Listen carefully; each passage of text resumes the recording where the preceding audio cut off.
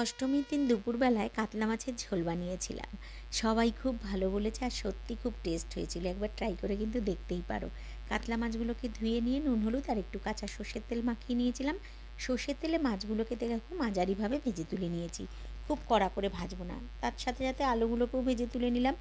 বাকি তেলের মধ্যে মাঝারি সাইজের একটা পেঁয়াজ কুচি দিয়ে একটু ভেজে নেওয়ার পরে কিছু কাঁচা লঙ্কা থেতো করে দিয়ে দিলাম আর অল্প জল আর ভেজে রাখা আলুটা দিয়ে কিছুক্ষণ সাঁতলাবো। আলুটা একটু সেদ্ধও হবে। আর একে একে এবার আমি মশলা দিয়ে দেবো। দিয়ে দিলাম পরিমাণ মতন শুকনো লঙ্কা বাটা, হাফ চামচ আদা বাটা, জিরে বাটা 1 চামচ দিয়ে 2-1 দানা চিনি দিয়ে দিয়েছিলাম। তোমরা চাইলে দিতে পারো, নাও দিতে পারো। নুন হলুদ স্বাদ মতন দিয়ে দিয়েছি। ভালো করে কষিয়ে পরিমাণ মতন জল দিয়ে ঝোলটাকে ফুটতে দিলাম। ঝোলটা যখন ফুটে উঠবে মাছগুলোকে দিয়ে দিলাম।